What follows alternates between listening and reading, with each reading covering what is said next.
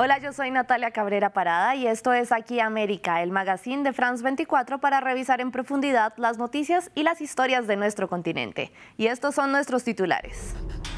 Más de 80 bloqueos dejan a regiones del Perú sin alimentos ni combustible. En Ica, al sur de Lima, la capital, el hospital regional alerta que se queda sin oxígeno para pacientes. La situación es crítica y las partes siguen sin ceder. Se celebró en Buenos Aires la 7ª cumbre de la Comunidad de Estados Latinoamericanos y Caribeños, la CELAC. Una cita marcada por una nueva ola de gobiernos de izquierda que finalizó con una declaración de compromiso por mayor integración entre estas naciones. Y en Estados Unidos, los archivos nacionales pidieron a los expresidentes y exvicepresidentes revisar si tienen en su poder documentos clasificados. El llamado llega después del hallazgo de registros oficiales en posesión de Donald Trump, Joe Biden y Mike Pence. Y nos vamos de inmediato a Perú para nuestra historia principal. Continúan las manifestaciones, los bloqueos y las muertes. La situación no mejora y los ciudadanos siguen en las calles para exigir elecciones anticipadas y la renuncia de Dina Boluarte, quien asumió el poder tras la destitución de Pedro Castillo, quien fue depuesto por el Congreso por rebelión, luego de que el entonces mandatario intentara disolver el legislativo, que iba a reunirse a debatir una moción de vacancia en su contra por señalamientos de corrupción. También piden elecciones anticipadas. Boluarte se niega a dimitir mientras el Congreso propuso una moción de vacancia ahora en contra de ella, con miras a removerla del cargo. Un Congreso en el que los peruanos tampoco confían. La crisis entró en un punto de inflexión y en medio de la inestabilidad, los jefes de Estado y de Gobierno de la región comienzan a dividir sus apoyos. Veamos el informe que nos preparó al respecto Luis Muñoz. Perú cada vez más solo. En un mapa latinoamericano dominado por la izquierda, la presión exterior crece contra el gobierno de Dina Boluarte, el cual trata de resistir y responder.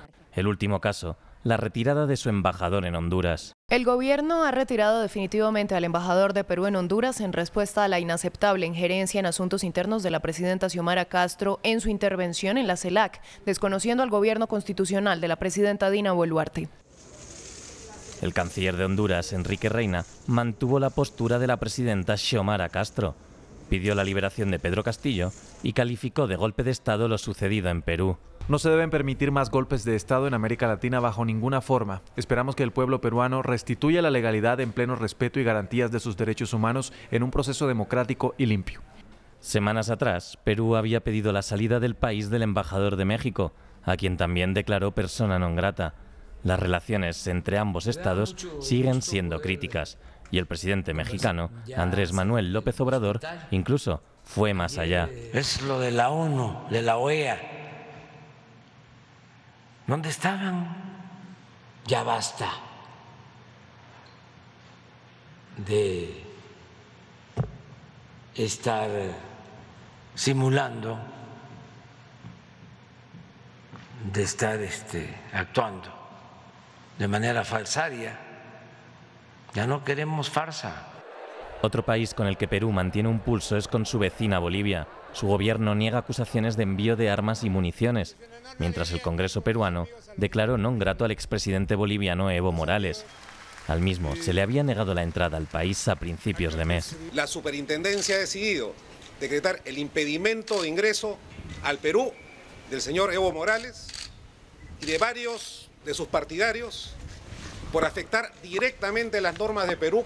Pulso del primer ministro peruano Alberto Otárola, quien también mantuvo roces con el presidente de Colombia Gustavo Petro. Así había tuiteado este último.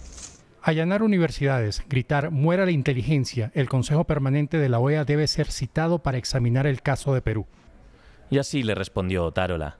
Ocúpese de sus asuntos, señor Gustavo Petro. Consejo Permanente de OEA también podría examinar masacres ocurridas durante su gobierno, la última en el Putumayo. Gobierne para los suyos, asista a las víctimas, mejore sus universidades.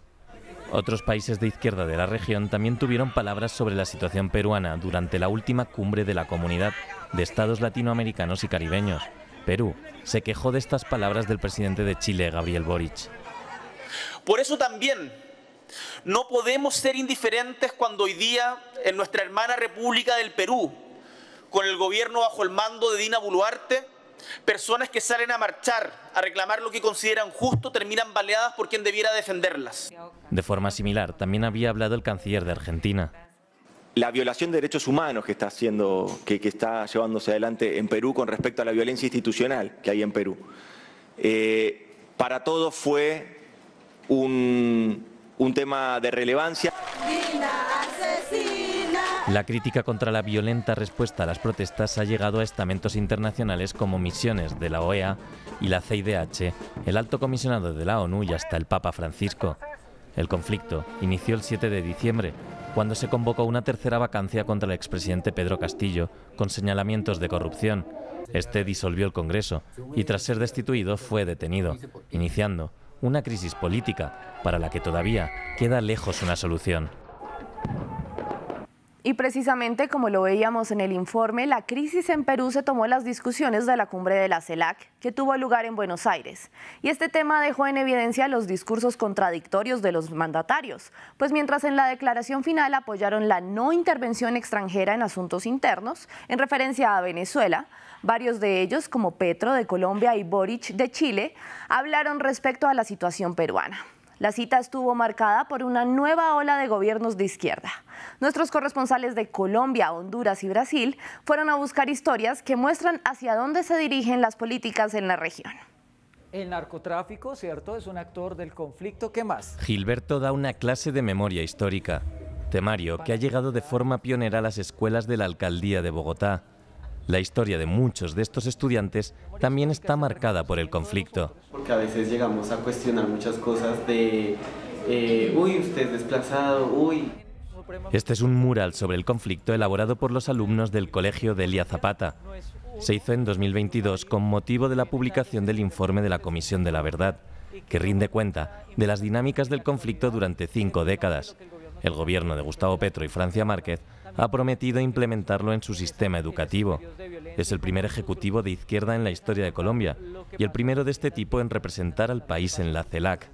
Un giro que llega hasta el estudio de la propia historia. Entonces, enseñarles a ellos es construir un futuro de cambio y de paz.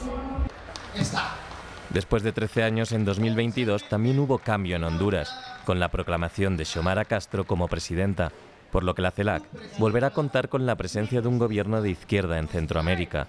Una de sus principales apuestas ha sido desde el deporte, remodelando decenas de instalaciones.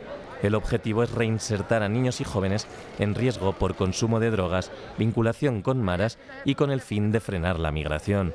Un ejemplo es Abiel Sagastumé, que practica Kendo Karate.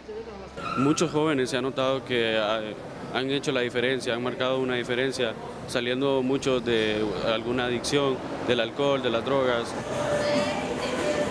Erika Hilton es una de las 2 primeras diputadas trans en la historia de Brasil, el país donde más personas de este colectivo son asesinadas en el mundo, según datos de la ONU. Tras la ausencia en la última CELAC del gobierno de Jair Bolsonaro, Luis Ignacio Lula da Silva devuelve a Brasil a la cumbre y las esperanzas a las diversidades. Estamos reconstruyendo la narrativa de la sociedad. Está claro, un gobierno de izquierda facilita que esta agenda avance, pero nosotras llegamos antes del gobierno.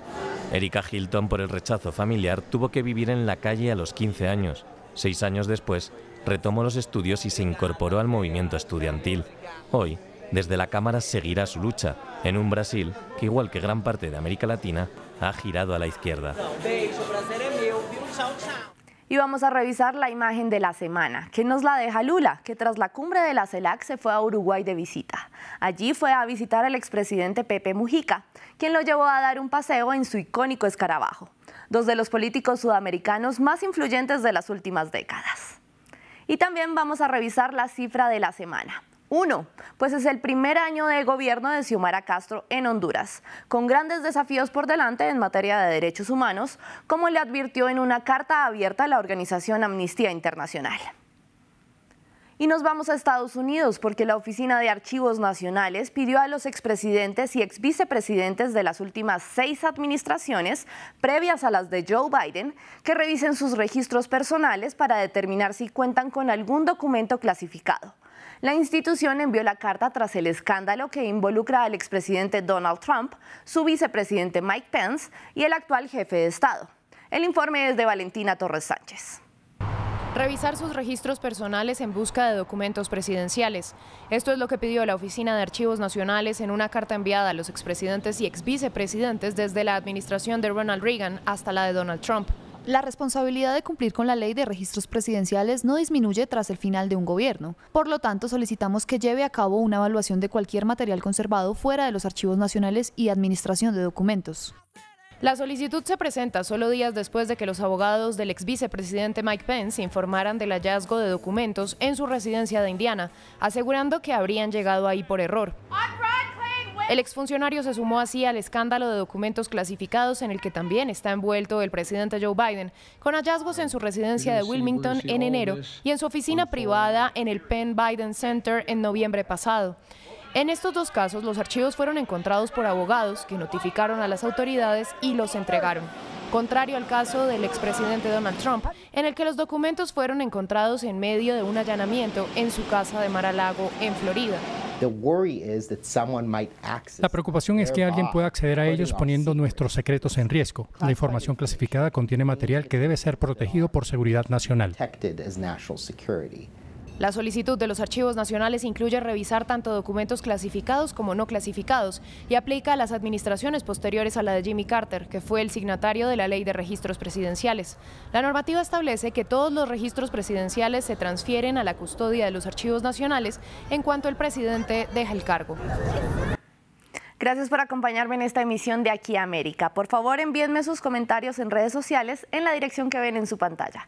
En la producción estuvieron Luis Muñoz y Giovanni Agudelo. Pueden ver esta emisión y las anteriores en france24.com.